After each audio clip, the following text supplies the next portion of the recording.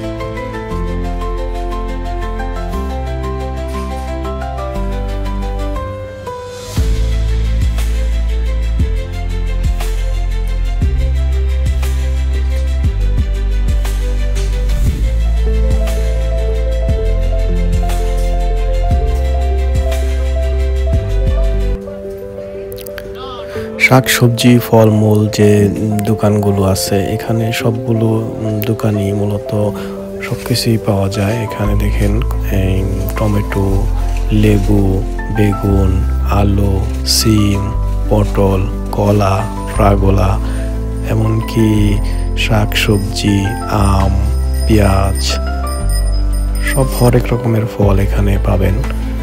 এখান থেকে আপনি দেখেন ব্রোকলি আছে, কাঁচামরিচ, লাউ, মূলা, সব কিছুই পাবেন।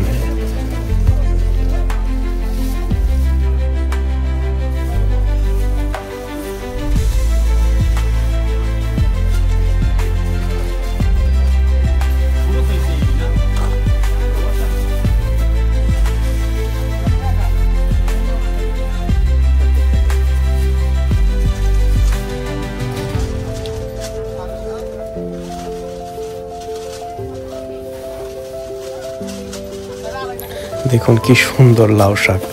বাংলাদেশেও মনে হয় এরকম সুন্দর লাউ শাক পাওয়া যায় না, যা ইউরোপের মাটিতে আমরা দেখতে পাই। এই যে শাকটা দেখতেছেন এটা হলো পালং শাক। পালং শাক খুবই চাহিদা, বাঙালিরা মূলত এই শাকগুলি পছন্দ করে অনেক।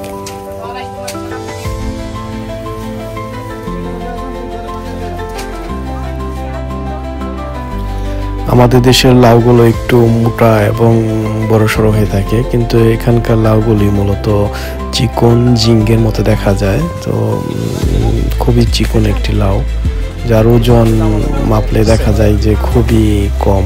বাংলাদেশের একটি লাউয়ের ওজন প্রায় 4 থেকে 5 কেজি হয়ে থাকে, এখানকার লাউগুলি মূলত হাফ কেজির মতোই দেখা যায়।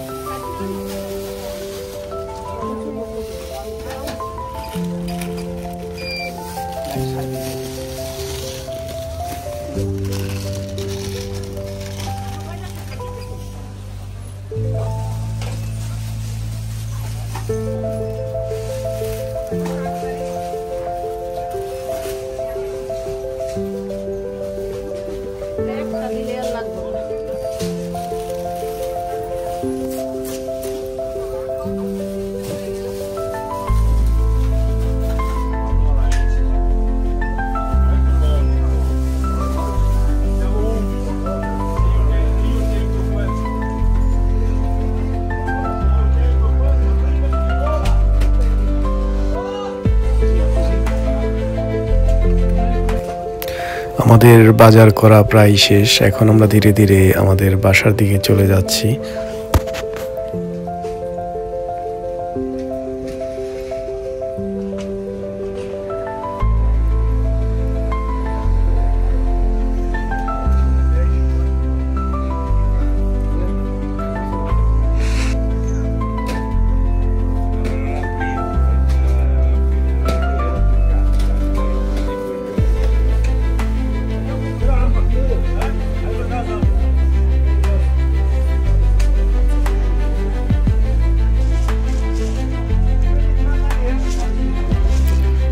সো ভিউয়ার্স, আপনাদের যদি আমাদের এই ভিডিওটি ভালো লেগে থাকে, এরকম ভিডিও যদি আরও পেতে চান তাহলে আমাদের পেজের সাথেই থাকুন, আমাদেরকে লাইক সাপোর্ট করুন এবং সাবস্ক্রাইব করে রাখুন, যাতে করে পরবর্তী নেক্সট ভিডিও আপলোড করার সাথে সাথেই আপনার মোবাইলে চলে আসে। সো গাইস, আজ এ পর্যন্তই। Thanks for watching hour Europe Lifestyle channel. Thank you very much all everything.